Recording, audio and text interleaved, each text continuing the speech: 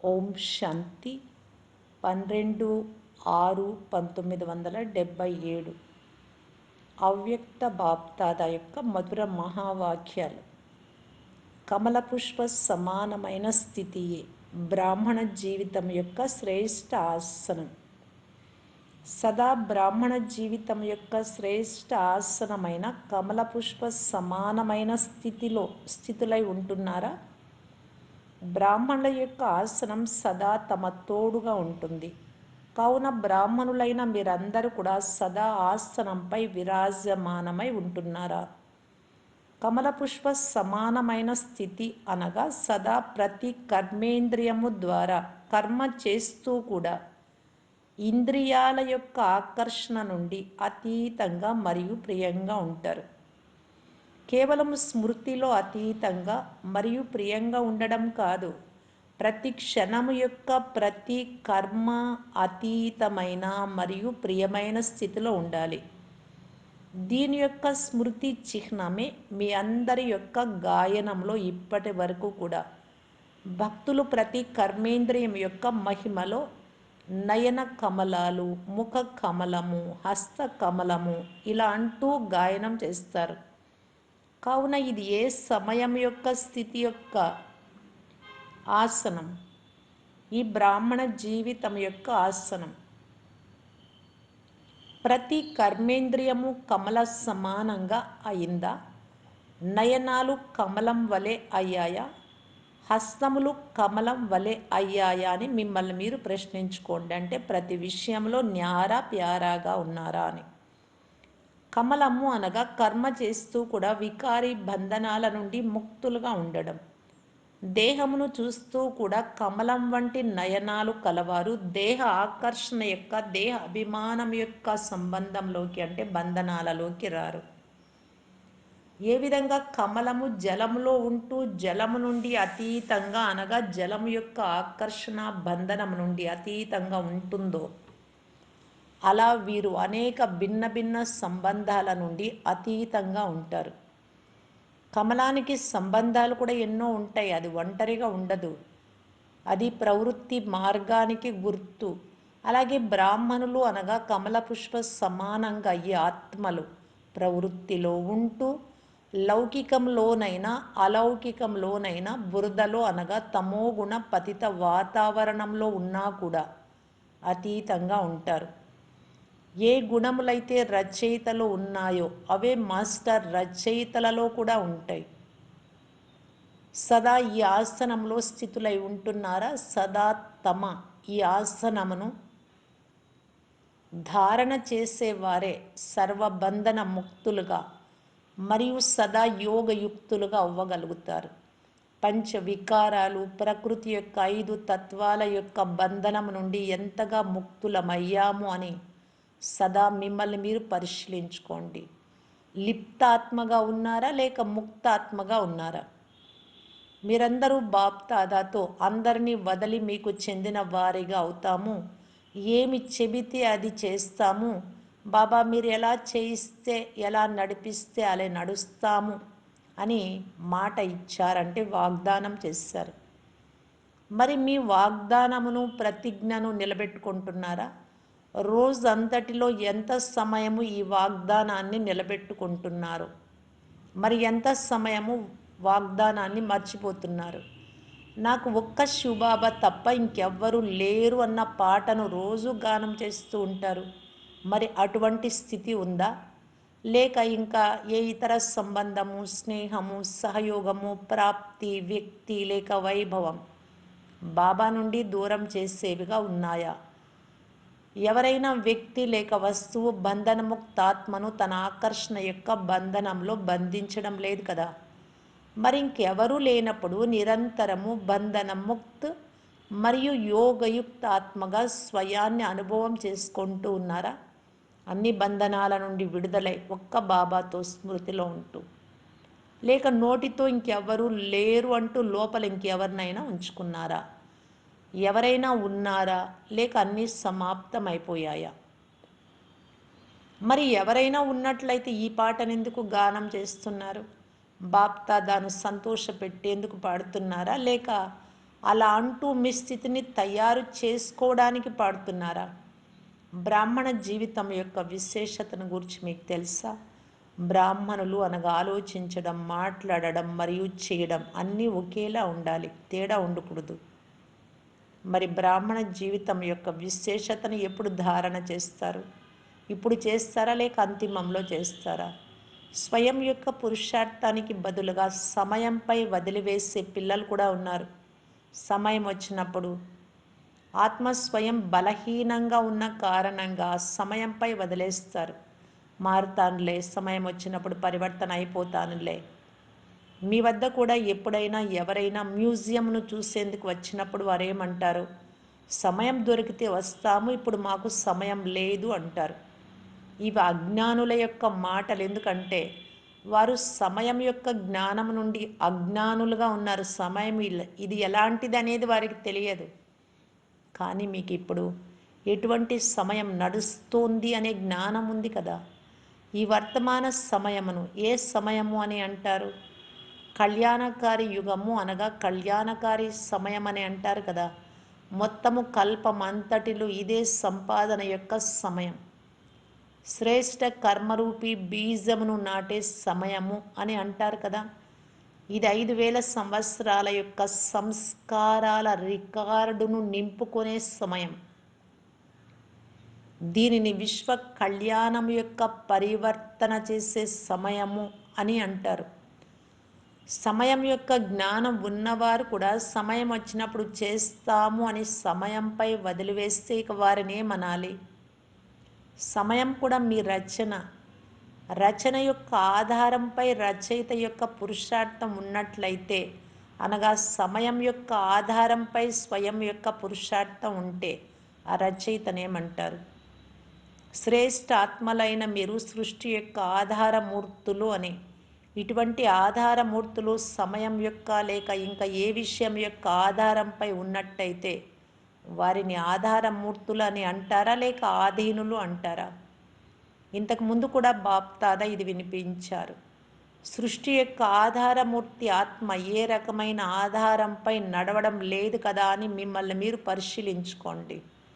నేను సృష్టికి ఆధారమూర్తి ఆత్మ, ఉద్ధారమూర్తి ఆత్మ నేనే. నేనేమిటిపైనైనా ఆధారపడి జీవిస్తున్నానా? ఒక్క బాబా యొక్క ఆధారంపై తప్ప ఇంకా ఏ హద్దులోని ఆధారంపై నడిచే ఆత్మనైతే కాను కదా. నాకు ఒకే ఆధారము అని వాగ్దానము చేశారు మీరు. కానీ ప్రాక్టికల్లో ఎలా ఉంది? ఒకే ఆధారము ఉండే దానికి ప్రత్యక్ష ప్రమాణంగా ఏం అనుభవం అవుతుంది? ఒకే అవినాశి ఆధారమును తీసుకున్నవారు ఈ కలియుగి ప్రపంచం నుండి అతీతంగా అనుభవం చేసుకుంటారు. ఇటువంటి ఆత్మ యొక్క జీవన నావ కలియుగ ప్రపంచం యొక్క తీరాన్ని వదిలి వెళ్ళిపోతుంది. సదా స్వయాన్ని కలియుగి పతిత వికారి ఆకర్షణ నుండి అతీతంగా ఉన్నట్లుగా అనుభవం చేసుకుంటారు. ఏ విధమైన కలియుగి ఆకర్షణ తనను ఆకర్షించలేదు. సైన్స్ ద్వారా భూమి యొక్క ఆకర్షణ నుండి అతీతం అయిపోతారు. అంతరిక్షంలోకి వెళ్తారు, అనగా దూరంగా వెళ్తారు. ఏ రకమైన ఆకర్షణ అయినా లేక దేహ సంబంధాలు లేక దేహ పదార్థాలు ఆకర్షిస్తున్నాయి అంటే ఎవరో ఒకరి ఆధారం యొక్క ప్రత్యక్ష ప్రమాణం. అల్పకాలికమైన వినాశి ఆధారం ఉన్న కారణంగా ప్రాప్తి కూడా అల్పకాలికంగానే ఉంటుంది. అనగా అది నశ్వరంగా కొద్ది సమయం కొరకే ఉంటుంది. కాస్త అనుభవం అవుతోంది, స్మృతి ఉంటుంది, శక్తి లభిస్తోంది అని కొందరు అంటూ ఉంటారు కదా. శక్తి స్వరూపం యొక్క అనుభవం కలుగుతుంది, కానీ అది సదా ఉండదు. దానికి కారణం ఏమిటి?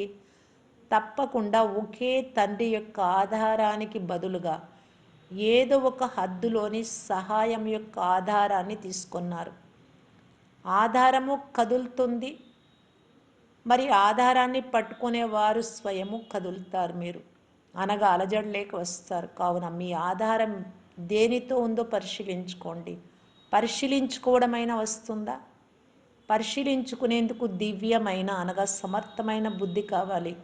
అది లేకపోతే వివేకవంతులైన ఆత్మల యొక్క సహయోగంతో తెలివైనటువంటి వారు మీ జతలో ఉంటారు కదా, వారి సహాయంతో స్వయాన్ని పరిశీలించుకోండి. బాప్దాదా బ్రాహ్మణాత్మలందరికీ జన్మ తీసుకోవడంతోనే దివ్యమైన సమర్థవంతమైన బుద్ధిని మరియు దివ్య నేత్రాన్ని బ్రాహ్మణ జన్మ యొక్క వరదాన రూపంలో ఇచ్చారు. బాబా ద్వారా బ్రాహ్మణులందరికీ బర్త్డే గిఫ్ట్ ప్రదానం చేయబడింది అని కూడా అనవచ్చు. మరి మీ జన్మదిన కానుకను సంభాళించుకోవడం మీకు వస్తుందా? ఎల్లప్పుడూ ఈ కానుకను సమర్థవంతంగా ఉపయోగించినట్లయితే సదా కమల పుష్ప సమానంగా ఉంటారు. అనగా సదా కమల పుష్ప సమానమైన స్థితి యొక్క ఆసనంపై స్థితులై ఉంటారు. ఏం పరిశీలించాలో అర్థమైందా? సర్వ కర్మేంద్రియాలు ఎంతవరకు కమలంలాగా అయ్యాయి. ఈ విధంగా కమల సమానంగా అయ్యేవారు సదా ఆకర్షణల నుండి అతీతంగా అనగా సదా హర్షితంగా ఉంటారు. సదా హర్షితంగా ఉండకపోవడం సదా అనగా ఎక్కడో అక్కడ ఆకర్షితులవుతున్నట్లే, అప్పుడే హర్షితంగా ఉండలేకపోతారు. ఇప్పుడు ఈ విషయాలన్నింటినీ బుద్ధి ద్వారా ప్రక్కకు జరపండి. చెప్పడము మరియు చేయడం ఒక్కటిగా చేసుకోండి. కేవలం మాట ఇచ్చే వారుగా అవ్వకండి, దానిని నిలబెట్టుకునే వారిగా అవ్వండి. అచ్చా, సదా సర్వ సంబంధాలతో ఒక్క బాబా తప్ప మరెవ్వరూ లేరు అని సదా స్వయాన్ని ఆధారమూర్తిగా భావించే వారికి, సమయం యొక్క ఆధారం నుండి అతీతంగా స్వయాన్ని సమర్థంగా భావిస్తూ నడిచేవారికి, ఇటువంటి సమర్థాత్మలకు, బంధనముక్తాత్మలకు, సదా యోగయుక్తాత్మలకు బాప్దాదా యొక్క ప్రియ స్మృతులు మరియు నమస్తే. పార్టీలతో అవ్యక్త బాప్దాదా. పాండవులు మరియు శక్తులు ఇరువురు యుద్ధస్థలంపై అన్నలు అక్కలు ఉపస్థితులై ఉన్నారా? యుద్ధము చేస్తూ విజయమును పొందుతూ ముందుకు వెళ్తున్నారా? విజయీ ఆత్మలకు సదా విజయం యొక్క సంతోషం ఉంటుంది. విజయం పొందేవారికి దుఃఖం యొక్క అల రాదు, ఓటమిలోనే దుఃఖం ఉంటుంది. విజయీ రత్నాలు సదా సంతోషంగా అనగా హర్షితంగా ఉంటారు. స్వప్నంలో కూడా దుఃఖం యొక్క దృశ్యం రాకూడదు, అనగా దుఃఖం యొక్క అనుభవం కలగకూడదు. స్వప్నాలలో కూడా దుఃఖం కలుగుతుంది కదా. ఏదైనా దృశ్యాన్ని చూసినప్పుడు స్వప్నంలో కూడా దుఃఖము అవుతుంది. స్వప్నాలు కూడా సుఖవంతంగా ఉన్నప్పుడు మరి తప్పకుండా సాకారంలో సుఖస్వరూపులుగానే ఉంటారు. మీరు మీ గుణాలను మహిమ చేసినప్పుడు సుఖస్వరూపులు అని అంటారు కదా, లేక దుఃఖస్వరూపులు అని కూడా అంటారా? ఆత్మ యొక్క అనాది స్వరూపమే సుఖమైనప్పుడు మరి దుఃఖం ఎక్కడి నుండి వస్తుంది? ఎప్పుడైతే అనాది స్వరూపం నుండి క్రిందకి వస్తారో అప్పుడు దుఃఖం కలుగుతుంది. కావున దుఃఖం నుండి అతీతంగా అయిపోయినట్లుగా అనుభవం చేసుకుంటూ ఉన్నారా? ఇతరుల యొక్క దుఃఖమయమైన విషయాలు వింటూ దుఃఖం యొక్క అల రాకూడదు. ఎందుకంటే అసలు ఈ ప్రపంచమే దుఃఖపు ప్రపంచం అని మీకు తెలుసు. కానీ మన కొరకు దుఃఖం యొక్క ప్రపంచం సమాప్తం అయిపోయింది. మన కొరకు ఇది పైకి ఎక్కే కళ యొక్క కళ్యాణకారి యుగం. కావున సంకల్పంలో కూడా దుఃఖపు ప్రపంచాన్ని వదిలి వెళ్ళిపోవాలి. మీ లంగర్ ఎత్తివేయబడింది కదా. దుఃఖమునిచ్చే సంబంధికులు లేక దుఃఖమయమైన పరిస్థితులు ఇంకా తమ వైపుకు లాగుతున్నాయి అంటే ఇంకా కొన్ని త్రాళ్ళు సూక్ష్మంగా మిగిలిపోయాయి అని అర్థం చేసుకోండి. సూక్ష్మమైన త్రాళ్ళన్నీ తెగిపోయాయా లేక ఇంకా ఏవైనా మిగిలి ఉన్నాయా? వాటికి గుర్తు లేక చిహ్నం ఆకర్షణయే బంధిస్తున్న త్రాళ్ళు. ఇంకా ఏవైనా ఉన్నట్లయితే ముందుకు వెళ్ళలేరు. ఇంకా ఇప్పటి వరకు దుఃఖం యొక్క ప్రపంచపు తీరాన్ని వదలకపోతే సంగమ యుగం వారు కాదన్నట్లే కదా. అప్పుడు కలియుగానికి మరియు సంగమ యుగానికి మధ్యలో ఉన్న వారిగా అవుతారు. ఇక్కడి వారు కాదు, అక్కడి వారు కాదు. అటువంటి వారి అవస్థ ఎలా ఉంటుంది? కాసేపు అటు కాసేపు ఇటు. బుద్ధికి ఒక లక్ష్యం అనుభవం అవ్వదు. అలా భ్రమించడం అంటే మీకు ఇష్టమా? మీకు అది నచ్చనప్పుడు మరి దానిని సమాప్తం చేయండి. సదా మీ యొక్క సుఖ స్వరూపంలో స్థితులై ఉండండి. మాట్లాడిన సుఖమయమైన మాటలే మాట్లాడండి. ఆలోచించిన సుఖమయమైన విషయాలనే ఆలోచించండి. చూసినా కూడా సుఖమయమైన వాటినే చూడండి. శరీరమును చూసినట్లయితే అది అంతిమ వికారి తత్వాలతో తయారు చేయబడ్డదే కదా. కావున సుఖ స్వరూపాత్మను చూడండి. ఎటువంటి అభ్యాసం చెయ్యాలి అంటే, సత్యుగ దేవతలకు ఏ విధంగా దుఃఖము అన్న శబ్దమే తెలియదో అలాగే మీకు తెలియకూడదు. వారిని అడిగితే అసలు దుఃఖం అనేది ఏదైనా ఉంటుందా అని అంటారు. కావున సంస్కారాలను ఇక్కడే నింపుకోవాలి. దుఃఖము అన్న శబ్దం యొక్క జ్ఞానం కూడా ఉండనంతగా మీ సంస్కారాన్ని తయారు చేసుకోండి. ప్రాప్తులతో పోల్చి చూస్తే అసలు ఈ శ్రమ చాలా స్వల్పమే. రాజ్యం యొక్క సంస్కారాలు తయారవ్వాలి. దాని కొరకు ఒక్క జన్మలోనే కొన్ని సంవత్సరాలు కష్టపడాల్సి వచ్చినా ఇక్కడ ఇదేమంత పెద్ద విషయం. 5,000 సంవత్సరాల సంస్కారాలను తయారు చేసుకునేందుకు కొద్ది సమయం శ్రమిస్తారు. ఇంకొక పార్టీతో విఘ్నాలు వస్తాయి, కానీ అందులో నష్టమేమీ లేదు. ఎందుకంటే అవి వీడ్కోలు తీసుకునేందుకు వస్తాయి, కానీ అవి ఆగిపోతేనే నష్టం ఉంది. రావాలి మరియు వెళ్ళిపోవాలి. పరీక్షలు రాకపోతే నష్టమే కదా, ముందుకు వెళ్ళలేరు. విఘ్నాలను అతిథులుగా చేసి కూర్చోబెట్టుకోవద్దు. ఇప్పుడు ఎటువంటి పురుషార్థం ఉండాలి అంటే అవి వస్తాయి, వెళ్ళిపోవాలి వెంటనే. విఘ్నాలను గడియ గడియ అతిథులుగా చేసుకున్నా కానీ వాటికి అది అలవాటైపోతుంది, వస్తూనే ఉంటాయి. దీన్ని ఒక ఆధారంగా చేసుకుంటే కావున రాగానే వెళ్ళిపోవాలి.